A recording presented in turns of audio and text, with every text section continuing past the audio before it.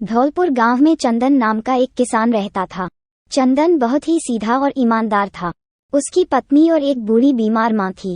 चंदन के पास एक छोटा सा जमीन का टुकड़ा था जिस पर वह खेती करता था। लेकिन पिछले कई सालों से चंदन की कोई भी फसल अच्छी नहीं हो रही थी। चंदन की पत्नी, अजी सुनिए, अब तो घर में थोड़ा सा ही अनाज बचा है। माँ जी की तबीयत भी ठीक नहीं रहती, उन्हें तो मैं भूखा भी नहीं रख सकती। जी आपने कुछ सोचा है? आगे क्या करेंगे आप? चंदन, मैं जानता हूँ सुंदरी, पर तुम ही बताओ मैं क्या करूँ। रोज मैं बहुत मेहनत करता हूँ लेकिन न जाने मेरी फसल हर बार खराब हो जाती है। कुछ महीने पहले सरसों बोई थी लेकिन देखो वह भी अच्छी नहीं हो पाई, जिसकी वजह से कोई गांव वाला मेरी बोई हुई कोई भी फसल खरीदता ही नहीं। चंदन की पत्नी, मैं जानती हूँ जी, इसीलिए आप परेशान रहते हैं, लेकिन अब तो रसोई घर में भी थोड़ा ही अनाज बचा है। माँ जी को तो हम भूखा नहीं रख सकते हैं ना जी। आगे हम क्या करेंगे? खैर जाने दीजिए, मैं आपको अच्छे से जानती हूँ, आप कुछ ना कुछ कर ही लेंगे जी। चंदन अपना सिर हिलाकर हाँ मैं जवाब देता है। अगली सुबह चंदन अपने खेत की ओर जा रहा होता है कि तभी उसे एक आवाज आती है जो कि चंदन का ही पड़ोसी होता है। उसका नाम जग्गी होता है, जो एक लालची और दूसरों से जलने वाला व्यक्ति होता है। जग्गी, अरे चंदन भैया, कहाँ जा रहे हो? लगता है अपने खेत की तरफ फसलों को देखने जा रहे हो। अरे भाई, अब रहने भी दो, आखिर कब तक अपनी फसलों की आस में रहोगे?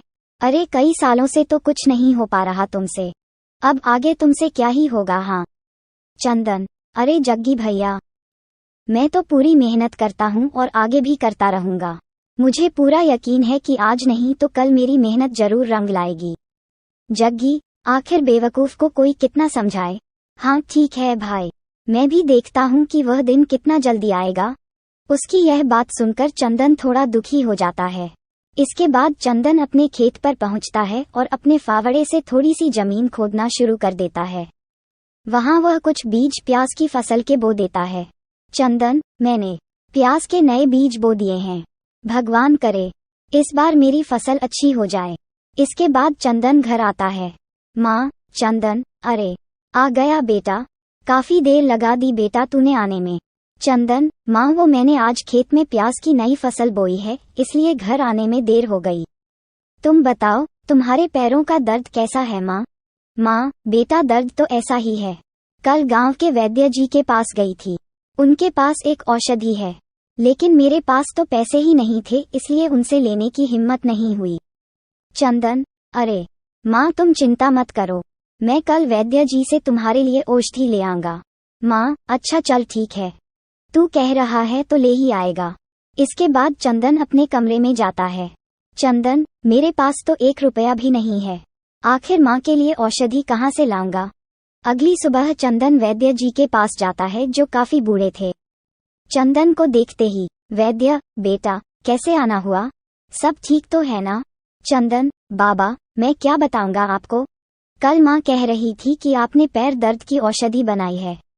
माँ के पैरों का दर्द बढ़ता ही जा रहा है लेकिन मेरे पास पैसे नहीं है। इस बार भी मेरी फसल अच्छी नहीं हुई है। बाबा मैं क्या करूं, मुझे कुछ समझ नहीं आ रहा है। वैद्य, अरे बेटा तुम तो जानते ही हो, मैं बहुत बूढ़ा हो चुका हूँ, जंगलों के पेड़ पौधों से जो भी औषधि बनाता हूँ उसी से अपना गुजारा करता हूँ। लेकिन बेटा तुम्हारी मजबूरी को देखते हुए मैं तुम्हें तुम्हारी माँ के पैरों के दर्द को दूर करने की औषधि देता हूँ, लेकिन तुम्हें इसके बदले में मुझे 4 दिन तक भोजन कराना होगा। चंदन ये सुनकर सोच में पड़ जाता है। चंदन, ठीक है बाबा, मैं 4 दिन तक रोज तुम्हारे लिए भोजन लेकर आया करूँगा। इसके बाद बाबा उसे एक कांच की शीशी देता है जिसे लेकर चंदन अपने घर आता है। घर पर उसकी माँ और बीवी होती है। चंदन, माँ ये लो मैं तुम्हारी दवा वैद्य से लेकर आया हूँ, अब इस दवा को खाकर आपके पैरों का दर्द गायब हो जाएगा।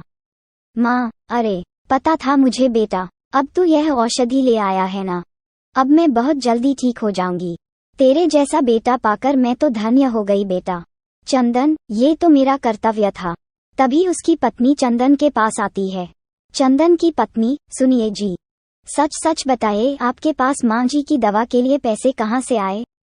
क्या किसी से आपने उधारी ली है? चंदन, नहीं नहीं भाग्यवान, मैंने किसी से उधारी नहीं ली। वैद्य जी ने पैसे नहीं लिए हैं।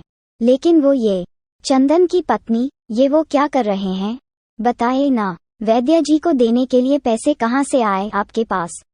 चंदन, सुंदरी, वैद्य जी ने कहा है कि औषधि के बदले में उन्हें 4 दिन का भोजन कराएं। चंदन की पत्नी, क्या कहा आपने, 4 दिन का भोजन?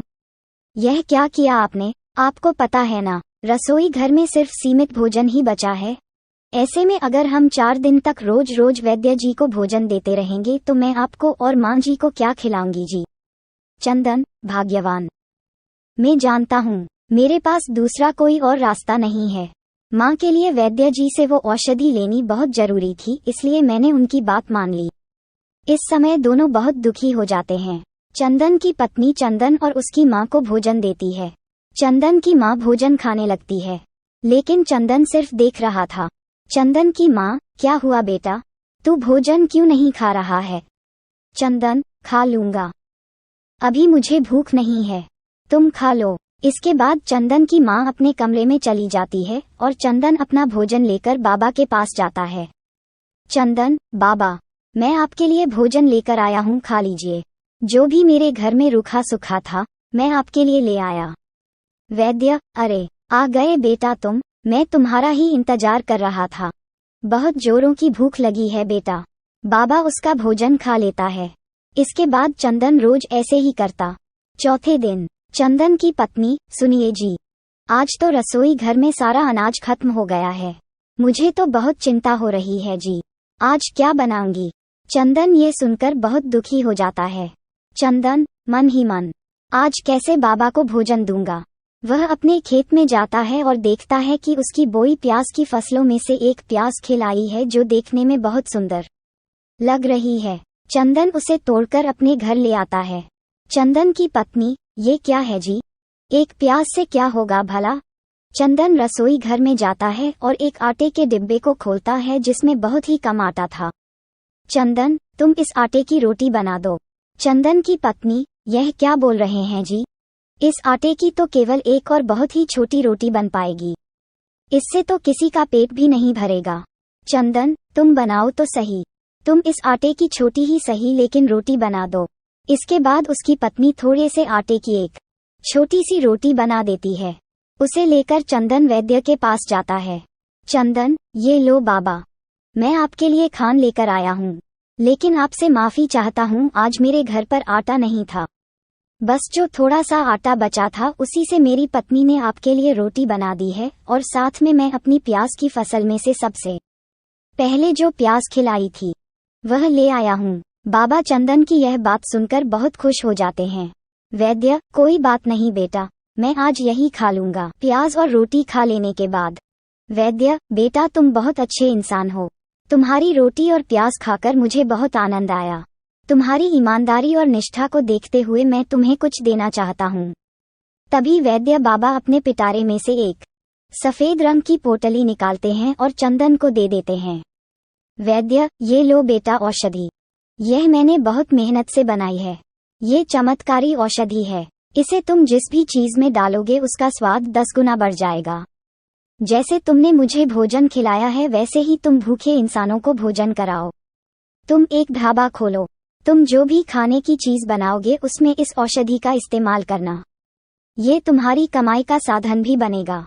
जो भी तुम्हारा भोजन एक बार खा लेगा वह बार बार आएगा। हा हा हा। इसके बाद बाबा जोर जोर से हंसने लगते हैं। बाबा की बात सुनकर चंदन भी खुश हो जाता है। बाबा से पोटली लेकर चंदन अपने घर जाता है। चंदन की पत्नी, अरे आ गए आप, ये आपके हाथ में क्या है जी? चंदन अपनी पत्नी को सारी बात बताता है।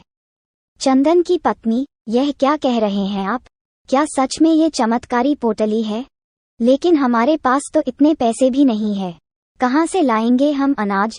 चंदन, हाँ भाग्यवान, यही तो अब मैं सोच रहा हूँ कि भोजन बनाने के लिए अनाज की तो आवश्यकता होगी ही, लेकिन अब कुछ समझ में नहीं आ रहा। तभी चंदन के घर एक औरत आती है जो चंदन की पत्नी सुंदरी की पड़ोसन होती है। मीना, अरे सुंदरी भाभी, कहाँ हैं आप? सुंदरी, अरे मीना भाभी आप बताइए कैसे आना हुआ? मीना, अरे भाभी, मैं आपके लिए कच्चे चावल और दाल लेकर आई हूँ। इस बार हमारे खेतों में बहुत अच्छी फसल हुई है। अब चंदन भाई का तो पूरे गांव में पता ही है, इनकी फसल तो कहाँ अच्छी हुई होगी, तो सोचा थोड़ा बहुत आपके घर ही दे देती हूँ। सुंदरी, बहुत बहुत धन्यवाद भाभी जी आपका, आपने हमारे बारे में इतना सोचा। मीना, अरे नहीं नहीं भाभी जी, आप इतनी अच्छी हैं तो मैं ले आई आपके पास। अच्छा भाभी, अब मैं चलती हूँ। इसके बाद मीना अपने घर चली जाती है। सुंदरी, ये देखिए जी, कितने सारे चावल और दाल हैं, अब हम इन्हें ही बनाएंगे। इसके बाद चंदन और सुंदरी दोनों साथ में दाल और चावल बनाने लगते हैं। दाल चावल बन जाने के बाद चंदन, चलो सुंदरी, अब इसमें बाबा की दी हुई चमत्कारी औषधि मिलाते हैं। सुंदरी, हाँ, आप ही डालिए। चंदन दाल चावल में औषधि डालता है। दोनों दाल चावल लेकर अपने घर के बाहर एक एक लकड़ी की पटरी पर खड़े हो जाते हैं। तभी चंदन के पास गांव का एक युवक आता है। युवक, अरे चंदन भैया, अब ये कौन सा नया धंधा खोल लिया है, दाल चावल का ढाबा, पर मुझे लगता नहीं है कि यह चलेगा भाई। चंदन, अरे भाई, एक बार खाकर तो देखिए, हम दोनों मियाँ बीवी ने बहुत मेहनत से बनाए हैं, उसके बाद बताएगा। युवक, अच्छा अच्छा ठीक है, खा लेता हूँ तुम्हारे हाथ के बने हुए दाल चावल, लेकिन पहले ये तो बताओ कि कैसे दिए हैं। चंदन, बस 10 रुपए की प्लेट है भाई। युवक, हाँ ठीक है भाई, लगा दो। इसके बाद चंदन की पत्नी उसे एक प्लेट दाल चावल देती है। युवक दाल चावल खाता है। युवक, अरे भाई, इसमें तो बहुत स्वाद है, ऐसे दाल चावल तो मैंने कभी नहीं खाए, जरा एक प्लेट और लगा दो। चंदन और उसकी पत्नी बहुत खुश हो जाते हैं। ये सब जग्गी छुपकर देख रहा था। ये सब देखकर जग्गी को बिल्कुल भी अच्छा नहीं लगा। जग्गी, अच्छा, तो इस चंदन ने नया रास्ता खोज निकाला है, अब पूरे गांव में इसकी वाह वाह होने लगेगी। नहीं नहीं, मैं ऐसा नहीं होने दूंगा, मुझे कुछ करना होगा। वह चंदन के ढाबे के पास गया। जग्गी, अरे चंदन भाई, कैसे हो, आज बड़े जोरों की भूख लगी है, जरा एक प्लेट दाल चावल तो लगा देना। चंदन, अरे भाई, अब तो दाल चावल खत्म हो गए। जग्गी, अरे भैया, माफ करना, दाल चावल तो खत्म हो गए, कल आना। जग्गी, ये भी कोई बात हुई चंदन भाई, इतने मन से आया था तुम्हारे ढाबे पर। खैर, अब जाने दो, अच्छा चलता हूँ। चंदन, अच्छा रुको भाई, मैं अभी तुम्हारे लिए दाल चावल बना देता हूँ। जग्गी, हाँ हाँ ठीक है भाई, बना दो। तभी चंदन को थोड़ी दया आ गई। चंदन जग्गी के लिए दाल चावल बनाने लगा और देखते ही देखते चंदन अपनी सफेद पोटली में से उस औषधि को निकालता है और बाबा द्वारा दी हुई औषधि को दाल चावल में डाल देता है। ये सब जग्गी बहुत ध्यान से देख रहा था। जग्गी मन में, अच्छा, तो ये राज है इसके इतने स्वादिष्ट दाल चावल का, इसकी वजह से ही इसके दाल चावल गांव भर में इतना स्वादिष्ट होते हैं। तभी चंदन जग्गी को अपने बनाए दाल चावल देता है। चंदन, ये लो भाई, खाओ मेरे दाल चावल। दाल चावल खाकर जग्गी, भाई मजा आ गया खाकर, तुम्हारे दाल चावल काफी स्वादिष्ट हैं। अच्छा भाई, अब मैं चलता हूँ। थोड़ी देर बाद जग्गी फिर से वापस चंदन के ढाबे पर आता है और देखता है ढाबे पर कोई नहीं है। वह चुपके से सफेद पोटली उठा लेता है और अपने घर आ जाता है। जग्गी, अब ये हुई ना कुछ बात, अब मैं देखता हूँ कि उस चंदन के दाल चावल कैसे बिकते हैं। अब मैं अपना ढाबा खोलूंगा और खूब सारे पैसे कमा लूंगा। उधर चंदन को जब अपने ढाबे पर चमत्कारी पोटली दिखाई नहीं देती तो वह और उसकी पत्नी बहुत दुखी हो जाते हैं। चंदन की पत्नी, अब हम क्या करेंगे जी, यहाँ से पोटली कौन ले जा सकते हैं। चंदन, मुझे तो कुछ समझ नहीं आ रहा, अब क्या होगा। चंदन वापस उसी बाबा के पास जाता है। चंदन, बाबा, वो पोटली जो आपने मुझे दी थी, वह किसी ने चोरी कर ली, अब क्या होगा बाबा, अब कैसे मेरे हाथ के बने दाल चावल लोगों को पसंद आएंगे। वैद्य, बेटा तुम चिंता मत करो, जिसने भी वह पोटली चुराई होगी उस पर उस औषधि का उल्टा असर होगा। लेकिन बेटा तुम उदास क्यों होते हो, तुम जो बहुत मेहनत और लगन से दाल चावल बनाते थे तभी सभी गांव वाले तुम्हारे बने दाल चावल इतना पसंद करते थे। हाँ, मेरी दी हुई औषधि स्वाद को थोड़ा बड़ा जरूर देती है, लेकिन तुम्हारी सच्ची निष्ठा और लगन के आगे उसका इतना महत्व भी नहीं। तुम जाओ और फिर से अपने ढाबे पर जाकर उसी प्रेम और निष्ठा भाव से दाल चावल बनाओ। तुम देखना गांव वालों को तुम्हारे बने ये दाल चावल भी बहुत पसंद आएंगे। चंदन, ठीक है बाबा, मैं चलता हूँ। इसके बाद चंदन अपनी पत्नी के साथ फिर से दाल चावल बनाना शुरू कर देता है। उधर जग्गी भी अपना ढाबा खोलता है। वह खूब सारे दाल चावल बनाता है और उसमें वही औषधि मिलाता है। गांव का एक व्यक्ति जग्गी की दुकान पर आता है। आदमी, अरे भाई, जरा एक प्लेट दाल चावल तो लगा दो। जग्गी, हाँ भाई, अभी लगा देता हूँ। जैसे ही वह आदमी जग्गी के हाथ के बने दाल चावल खाने लगता है, उल्टियाँ करने लगता है। आदमी, अरे यह क्या बकवास दाल चावल बनाए हैं? जब बनाना ही नहीं आता तो क्यों बेचते हो? जग्गी, अरे क्या हुआ भाई, क्या दाल चावल पसंद नहीं आए? आदमी, पसंद आने की तो बात दूर है, इतने खराब दाल चावल तो मैंने अपनी जिंदगी में कभी नहीं खाए। तुम ही खाओ अपने दाल चावल। इसके बाद गुस्से में वह आदमी वहां से चला जाता है। जग्गी, आखिर ऐसे कैसे बने हैं? मैं ही खाकर देखता हूँ।